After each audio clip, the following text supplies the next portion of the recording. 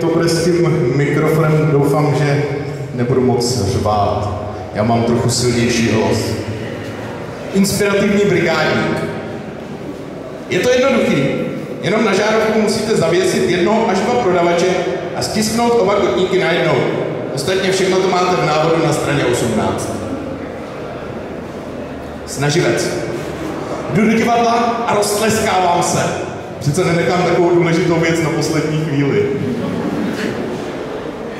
Ostravský desetiboj. Jednou se postavil sám proti 10 a i když byl starší a odhodlanější, na žádnou medaili nedosáhnul. Experiment. Dá to trochu práce, ohnout sirku, zapálit trpaslíka v sousedově zahrádce a potom pozorovat zpovzdálí to nadšení z moderního umění ve tvářích přivolaných policistů. V supermarketu. Dejte si křupavá kuřecí křidélka, halekárně, reklamní slogan, kolem se tlačí lidi a šeptají si, slyšeli jste to? Příští týden mají zdražit hajzlpapír a taky motorový olej. Neznámý provokatér za mnou haleká, co je mi do prdele do vašich problémů. A nad tím vším se vznáší ta křupavá kuřecí křidélka, jako kdyby se nechumelilo. Rozhovor u táboráku. A potřebuješ vůbec k životu obočí? Noční život trochu jinak. Sedí na lavičce a třese se zimou. On přes ní hodí bundu. Už to určitě pojede. Ona se na něj podívá zamilovaně. Já vím, usměje se. A oba dál dělají, jako by nevěděli, že jim poslední tramvaj odjela před 3/4 hodinou. Domy. Cítím ty nenávistné pohledy vrásčitých starých domů. Šeptají si mezi sebou něco o vetřelcích, o té sprosté lidské lůze, která jim jenom ochcává sklepy a neodhrabává chodníky. Chtěl bych na svou obranu něco říct.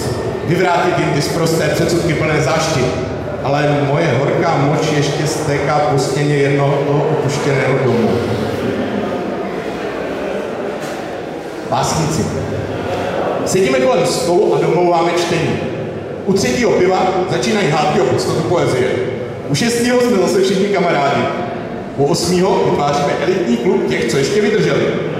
Když se nad ránem probouzím nahý, na peřině, vedle postele, nepamatuji si, jestli jsme něco opravdu dohodli, ale mám pod hlavou nejmín 3 nové básnické sbírky a rozšlápnutou rumovou pralinku.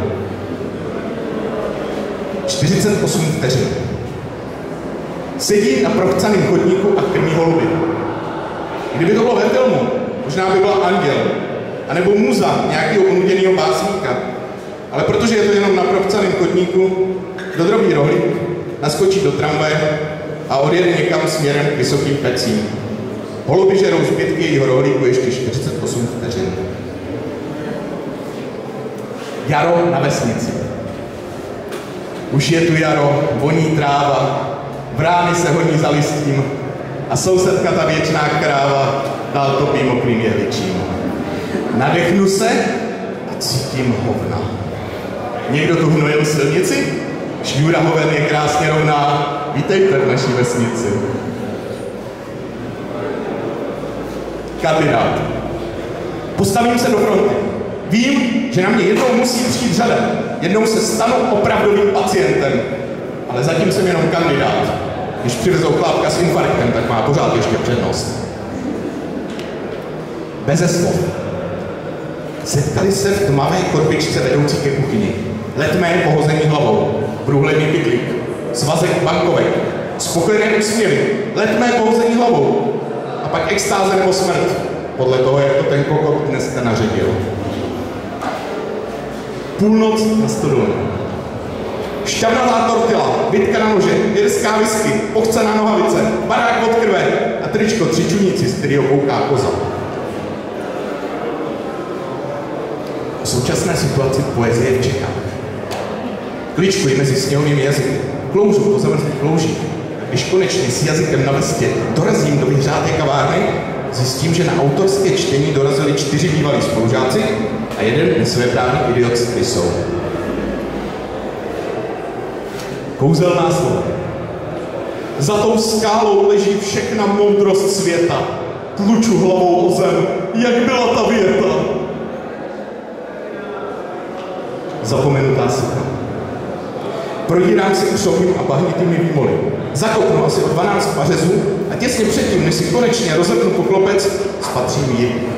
Nahou a urousanou, smírně odlučeným levým jadrem, chvíli na ní hledím jako na symbol něčeho dávno opuštěného, pak se odejdu úctivě vychcat o další 4 pařezy.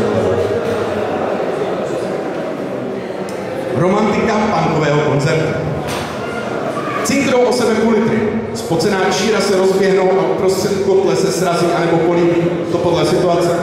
Cigaretový dým stoupá mezi strunami, rozbíjí se o černé brýle a zvrací zbytky tabákových výparů zpátky na podlahu. O pár hodin později leží na stole cigarety, z rádia řve na plný koule Iggy Pop a v místnosti je lehce přetopenou. Číra se srazí anebo políbí, to podle situace, a barman se nad tím vším ani v nejmenším nepozastavuje. Balada svatební.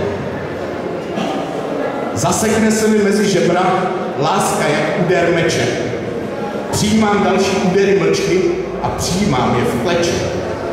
Když oddělím mou hlavu zcela, slyším z úst svého kata, vrátím tě zpátky, milá hlavo, za tenký proužek zlata. O nenaplněných přáních. Sedím nad prázdným papírem, zírám z okna, popím vaječný koněk a snažím se vypotit první verš nádherného vánočního eposu, který bude okouzlovat ještě několik následujících generací. Poslední o usínání. Kloním se do ticha, ozvěny zmizely. Další den dodýchal, tma je v prdeli. Děkuji.